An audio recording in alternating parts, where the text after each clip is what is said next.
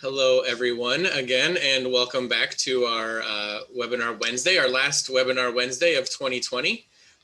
And we have a fun one for you today. I'm very excited about today's topic and today's guests. We are going to be talking about the MSC Alumni Association. And with us today are, and I don't want to steal anybody's thunder, they're going to give their introductions of themselves in a moment, but the current president of the MSC Alumni Association, and I hesitate to say the first president of the MSC Alumni Association, but the first since its rebirth or renaissance maybe a few years ago. So current president Leah Bradford and past president Bob Rowley are here to talk about what it means to be an MSC alumni in the association and everything that it does. We love to say and remind everybody that you're going to be an alumni of the MSC program much longer than you're going to be a student. And so understanding what's involved and the opportunities to continue your engagement with us are oftentimes a big part of the decision-making process when thinking about graduate school. And like I said, I'm excited that we have Leah and Bob here to talk with you about it today. So I am going to quickly get out of the way and turn it over to them and let them introduce themselves, and we'll talk a little bit more about the association. Leah, do you mind starting with an introduction? Or Bob, I don't know, do you guys talk about this? Who's going first? Let Leah go first. Okay. Good afternoon. I'm Leah Bradford. I am class of 2016. Feels like a lifetime ago. I work in HR for a healthcare information management association. And I'm just really excited to have this time to speak with you. So please feel free to ask us any questions. If we can, pique any of your interest on anything about it, just let us know. Super. And thanks, Leah. I'm Bob Rowley. I'm class of 2013.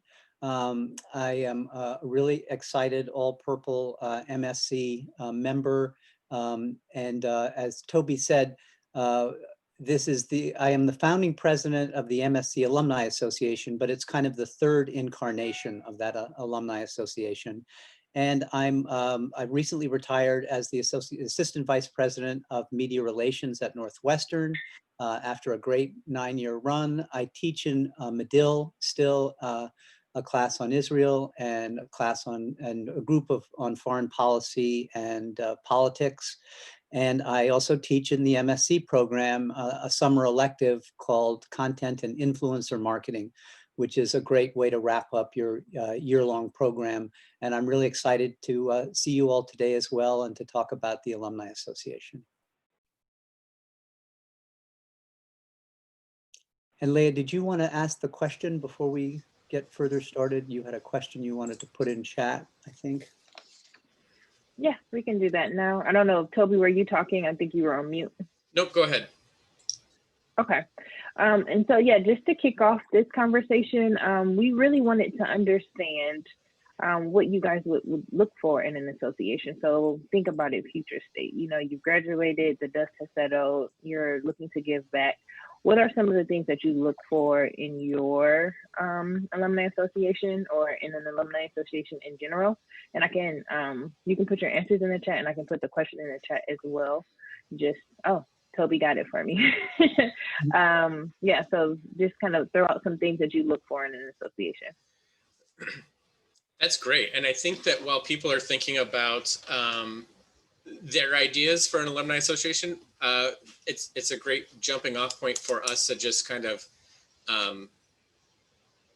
I guess the first question is, what is the MSC Alumni Association, right? What's your function? What do you do? So I'll start off with that one, since back in 2014-15, a group of us got together. It was just after I graduated with my class of 13, the Lean Mean Machine, and we were a really close cohort, a close group of people, and we didn't sort of want it to end. And at the same time, the MSC program itself was looking to revive a formal alumni association. There had been 2 previous attempts to create it, and they'd sort of fizzled over the years. The program goes back to 1984. I think we're in the 36th or 37th year now with something like 2,000 alumni. So the program got a group of us together, and we worked in the winter and spring and into the summer of 2015 and created an organization. And our original mission statement was basically the mission of the MSC Alumni Association is to address the professional interests of MSC alumni through networking, continuing education, and a sense of community. And we really wanted a way to keep connected to the program. You know, we loved it so much we didn't want to go away. They basically told us, you have to leave now because you've graduated. But this was a way to keep connected to the program and to each other. And also, you know, we wanted to spread kind of the enthusiasm we had in my cohort across the cohorts, so that people were connected to each other over the years and could offer professional networking and other opportunities and continuing ed opportunities as well. So that's sort of the founding ideas. And it's grown since then. And Leah, I think, is our 5th president now since then. Right. Yeah, and so what do we look like today? We really haven't changed. Thinking through, you know, we went over the mission. The vision of it is to have basically MSC alumni who are forward-thinking, global communicators with a common vision to support alumni and current students through social engagement, continuing education, and mentorship. So that was the vision that came to life in 2014, and we are still embodying that today. We work very hard to put on different events that capture current students, alumni. It can range from networking opportunities to just an opportunity to have dinner and listen to one of your favorite professors speak. And Bob will talk over some of those that we've done in the past in a little bit, but we run the gamut on the different type of events that we throw on, and every year we change them based on what's going on. And this year we have a very unique opportunity to engage with our alumni base because we're in a global pandemic. We're not able to see each other in person. So that virtual touch and that virtual engagement is something that we are definitely looking to, I guess capitalize isn't the best word, but capitalize on, because it gives us an opportunity to connect with associate or alumni who are not in the Chicagoland area, but also are in the Chicagoland area that have the time now to connect with us. I like it. So, Leah, as the current president, what are your ideas, or what are you excited about when you think about the future of the Alumni Association? And understanding the context is complex given the pandemic and the questions around what the future of anything is going to look like. But what are you thinking?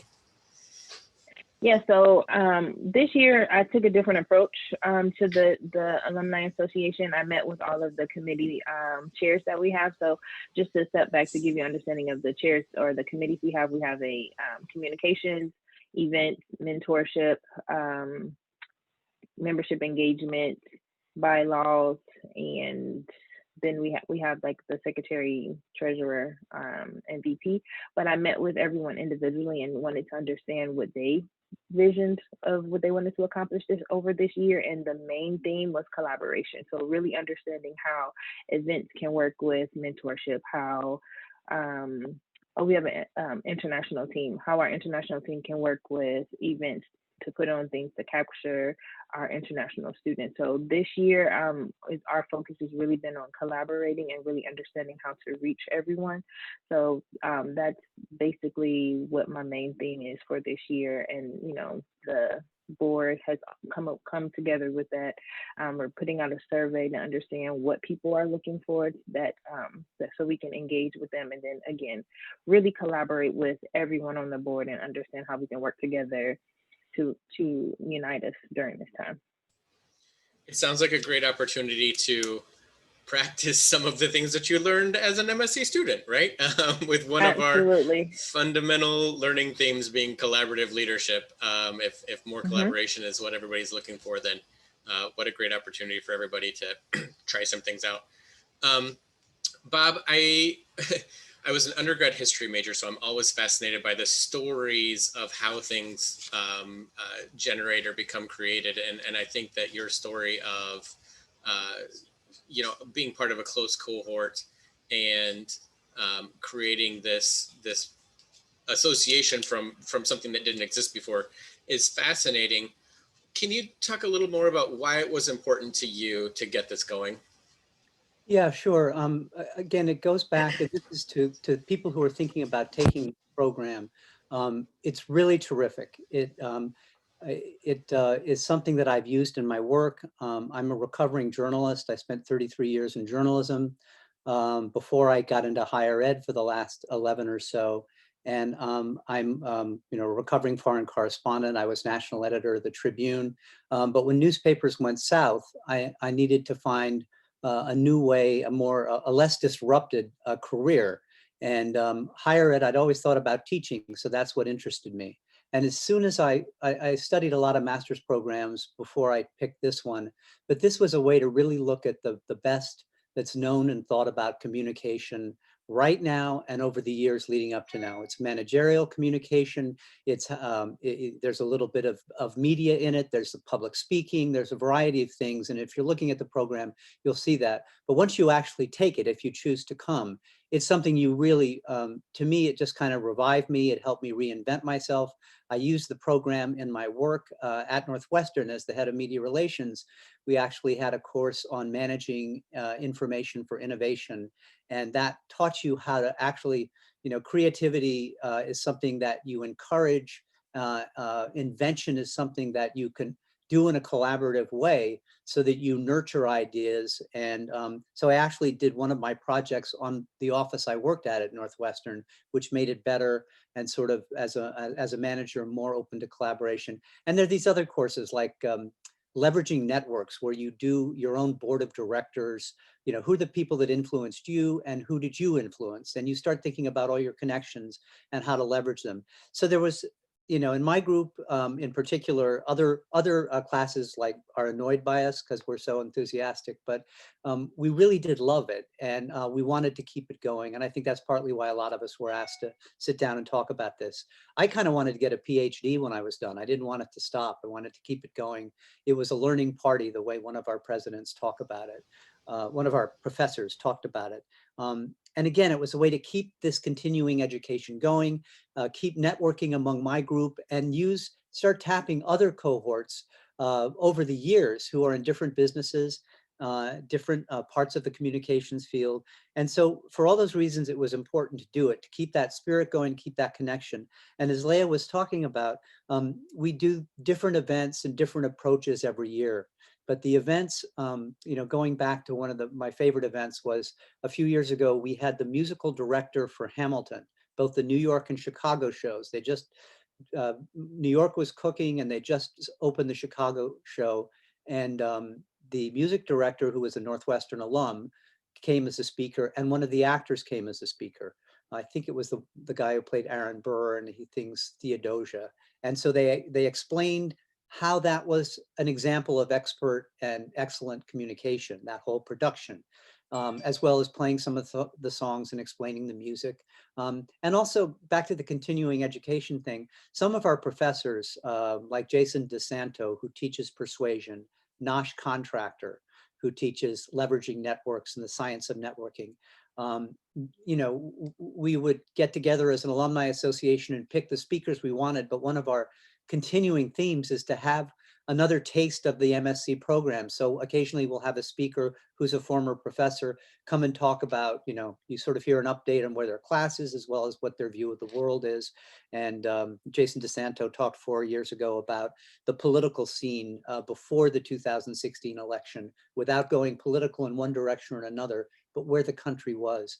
And so there's this sense of engagement and connection. And the last thing is to be connected to the program. One of the things that Leah as president and I as former president do, and I'm also on I'm the co-chair of the mentoring committee, is to stay close to the program. And right now we're working on events that we can do with alumni and the program in the coming year, connecting with current students as well as with alumni, bringing in panels of alumni to work with current students or just talk about their professions, so that if you want to find someone while you're in this class, in this program, who's an alum, who's out in the world of business doing something, or the world of communication, you can make that connection with them on one of these panels, and then call them and they could mentor you. You could have a virtual coffee. Everybody's hungry for connection now. We're actually getting more attendance at meetings because people can. Anyway, I'll go on and on, so I'll stop there. Sorry. No, that's great. I was waiting for you to talk about continuing the learning party. So you've checked that box for me. Okay, good. That's great. Leah, how about you? Are there any past events that you've attended or themes in general that stick out as particularly memorable? Yeah, so unfortunately, when I was living in a different city, so I missed the Hamilton one, but I know that one was to rave about during that time. The one that sticks out to me that I thoroughly enjoyed, I went to a dinner with DeSanto, which Bob spoke on, and he did a presentation, and he's just a captivating speaker. His information, every single time you speak to him or you see him present, you learn a little bit more. Like, I still have notes in my phone from conversations that I've heard from him from class to the different events that I've gone to. And no matter what, some of the things that he says just always rings in my head as I'm just living daily life. So that's one of the ones that are that sticks out to me. Yeah. And then I don't know which one of you is the best to ask this, maybe Bob again, but you mentioned the mentorship committee, and that's something that I think is fascinating. So Onyx wrote in the chat here that one of the things they're looking for in an alumni association is a sense of community is what they would most look for, and additional support system and connections outside of my network would be great. And one of the things we learn as MSc students is the diversity of your network is incredibly important in its functionality. And I don't know, Bob, can you talk to us a little bit about the current state of the mentorship program with the MSc Alumni Association? Or Leah, I'm not sure. I'm happy to take that. And Onyx, I like to see that you've got a journalism background as well. And what this simply does is expand, as Toby said, your network. One of the things you learn is that, we all have a certain number of Facebook friends and a certain number of, Twitter friends and followers, and your circle that you're attached to has all kinds of people in it who are kind of like you. But if you connect with one of those and someone in another circle, a second circle, a third circle, that's often where your jobs and your professional opportunities come from. As Toby said, they're outside that group of people who is all talking to each other. And so the mentorship program, in the time before COVID, we worked, individually with students in all sorts of ways. It could be simple as a phone call or having a coffee with someone once you connect and find it's a good match, and sitting down and going over their resume with them, or saying, well, these are the 5 things you're interested. I know 2 people who might be useful for you to have the next coffee with. That's what it would look like in practice. Also, these panels. We're working right now on a panel that'll be in January, where Leah and I will pick, 5, 6 of us from the Alumni Association who will come sit on a panel. And just like Leah's in human resources, I was in journalism and communication. We talk about our paths a little bit and then take questions from students. And then in a panel like that, almost every time we sat down and did one of those, someone would call me or text me or email me afterward, and we'd follow up. There's another one in February where we sit down with the program and go actually mentor, we try to set up as many alums with as many current students and go over their resume, talk about connections, talk about approaches to job hunting. So hands-on work. That was before, that last one of those was in February. Then we hit the wall of COVID. And so we're doing this all remotely now, but pretty, I think, successfully remotely. Again, all these programs in the winter will be done remotely, but it's no less, I think, effective. We may get more people attending because more people are attuned to doing things on Zoom and remotely. And the way that we're encouraging our current committee and alumni to do it in the time of COVID, especially, is to take advantage of Northwestern. The whole university's Alumni Association, they have a mentorship program that's been online for a number of years, where you put in your details as a profile, and students and current students and alumni can then go in who are looking for mentorship of some kind and find people who fit the bill for them. And they will reach out to you. You'll exchange emails. If it looks like a good fit, then you'll follow up. normally in normal times with a coffee or a call or a meeting. In times like now, it'd probably be more like a call or a Zoom but we're encouraging our alumni right now to dig in and take advantage of this resource, which is a very thoughtful program, and it's university-wide. So if you come and do the MSc program, you're eligible to look on that site for mentors from across the 12 schools at Northwestern and around the world. If they've signed up and put their profile in there, they're willing to help, they're willing to volunteer. And it can be as simple as a phone call. Again, as simple as getting on Zoom and going over your resume, getting on Zoom and saying, these are the things I'm interested in, but I don't really know how to start. And you find one person who's been there and who's in that field and who knows people, and that's how you start. They give you a connection, maybe those connections give you a connection, but you kind of start the process even while you're a student, if you're interested in doing this. And I'm still in touch with students from 5-6 years ago that still reach out to me. So it works and it's useful. You know, it doesn't solve everything, but it's a useful way to connect and to network and to build that community, Onyx, that you asked about. Yeah. I think that one of the terrific pieces about like I said, we spend a lot of time in the program learning about the importance of networking, and you become very close. It's not something that I expected, but I still talk to classmates every week, and I graduated 8 years ago. The Alumni Association just assists in even growing that network even further, right? You have this kind of shared experience and shared language with a group of people that are spread all over the world. It's really second to none. I knew this was going to happen. We only have a few minutes left. So if anybody has any questions at all about the Alumni Association, or for Leah and Bob about their experience as students, please feel free to enter those into the chat. It is a communication program. You're encouraged to communicate here. While we wait for those to come in, and I'm jumping all over the place here, Leah, but I am curious about, Bob told us a little bit of his story of why he was inspired to kind of start the program. What motivated you to run for president of this organization in the first place? We'll put you on the spot. That is a great question. Well, once I graduated, I was the secretary-elect, I believe. I was behind an individual.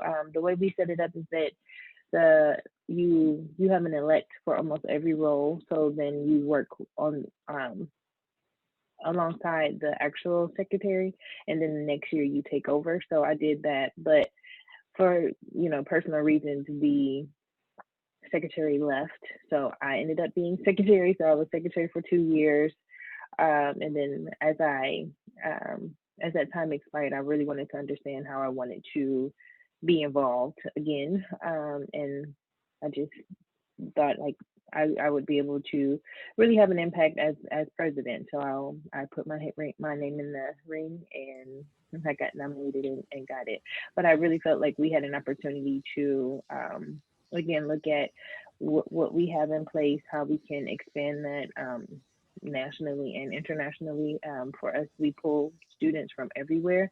So I think our Alumni Association should have that same reach, and we had it to a degree, and I'm just looking to continue to grow that. And the pandemic has kind of helped us in that, because again, people are yearning for that engagement right now. Yeah, no, I think you're right. And I think that's it's fascinating these past few months how we've found some opportunities and been able to take advantage of a horrible situation, and being able to connect people that weren't local to Chicago through the Alumni Association is one of those things I understand as well. Yeah, our vice president is in California, so it's been a great experience working with someone who's not in the Chicagoland area. I mean, yes, you have to work through the time zones, but it shows you that we're able to do it. So we just have to execute. Great. And we hope to also get more international, as Leah said. I still have classmates I talk to who are in Seoul. I turned one of them into a Cubs fan, and he's coming back next year, and we'll go to another Cubs game together. And I see Sam Z had a question about Northwestern being, its name is prestigious. So one of the things that Sam is saying that he believes that would give him a push, having a degree from a place that's pretty well known. And I know I'm the retired PR guy for the university, but there is no doubt about that. Northwestern's in a top 10 school in US News and World Report. It's a known entity. Our football team, miraculously in the time of COVID, is 5-1. But people, if all they know about us is the football team from around the country, or the sports program, that's kind of the front porch of the university. That brings them in. But people increasingly know about Northwestern. We have $887 million in sponsored research. Most of it goes to the med school. A lot of it's going to COVID research. So you'd be part of a well-known, a named elite private university, and your degree, that will make a difference on your resume. I don't want to overdo that. But to Sam's question, it is something to consider. It's a great school. And the other thing about the program is that you meet so many different people when you take it. Our class, again, I think 30% of my class was either international students or students of color, diverse students. And it was a bigger proportion, I think, of people from all walks of life, greater numbers, I think, than almost the proportions at Northwestern. And that really made a difference. That's always been important to this program, going way, way back. So you're going to be in class with people who aren't like you or who come from different paths than you. And you're going to hear how they approach a problem or think about it and how it's different maybe from how you'd approach it. And that is one of the wealthy, rich experiences of the program for me.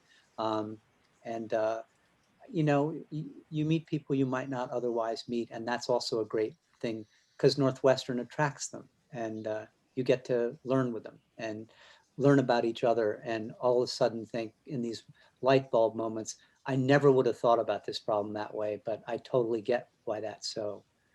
And so that was really important too. Yeah, diversity of thought. So outside of being diverse in the different like age, race, but really being around people that have such a diverse thought process or different ways of thinking. That's just to echo Bob. That was something that I really valued while I was here, going through this program, because you have a lot of classes where you have open dialogue and you get to really understand people's perspective. So that's really, it was very impactful for me. Thank you both. Malik asked, how do alumni stay connected? Leah mentioned, I mean, understanding that the network is large and robust is one thing, but how to function within it is another. LinkedIn, Facebook, and then growing Instagram and Twitter is something that I'm excited to learn more about. But right now, I just looked at it. So we have about 2,000 MSC alumni spread around the world, and we have almost 1,200 active members on LinkedIn, right? And so that is a guarded private LinkedIn group of just MSC alumni, and you can go to the LinkedIn and Facebook pages to regularly see postings about fascinating articles and topics. And then also, I think importantly, job postings. What's happening? Are anybody that's looking for something new or some sort of transition, job postings and new opportunities at companies where people are working are posted with a fair amount of regularity as well. And so I think that those are important ways for people to remain connected. So we are at 12:30. Yes. Oh, go ahead. Sorry, one other thing to mention, we started a YouTube page as well where we're recording our meetings and events. So our alumni, whether they're able to catch it live or not, they're able to see that. And then also we've talked about creating a MSC job board. So really being able, having a dedicated space so you know what jobs are available. Me working in HR, I have several roles that I'm working on. So being able to share that. And I know there's other people that work in HR that have graduated. So those are some of the things that we do again, or that we're looking to do to stay connected as well. But I know we're at time, but thank you so much for, spending your 30 minutes, your lunch with us. Thank you so much too. And if anybody wants to email us afterwards, we'd be happy to follow up if you have any follow-up questions. I just put my email in the chat. I'm sure Leah would be the same. It was great. And then the general Northwestern email is in there as well. I'm happy to forward on any questions or comments that anybody has to Bob and Leah. But thank you all very much for joining. A special thank you to Bob and Leah. Like I said, this is our last webinar of 2020. We will be back in January of 2021, and we're going to have a little bit of a mix. And so just a little bit of a preview is we're going to have kind of alternating admissions and what is the program about topics, and then also what I call big C content. So some faculty presenting on some of the things that are interesting and fascinating to them. So hopefully you will all be able to come back and engage with us. Bob and Leah, just so you know, we're inviting alumni to join the content pieces as well. So hopefully you can join some of those along the way and give opportunities for alumni and prospective students to learn alongside of each other here in the new year. But thank you both. I can't thank you enough for joining today. It's been invaluable information. As always, I learned from listening to both of you, and I really appreciate you taking the time. Thank you, everybody else, and we'll let you get on with your day. Have a happy Wednesday. Thanks so much. Thanks Thank so much. you. Take care. Everyone. Bye-bye.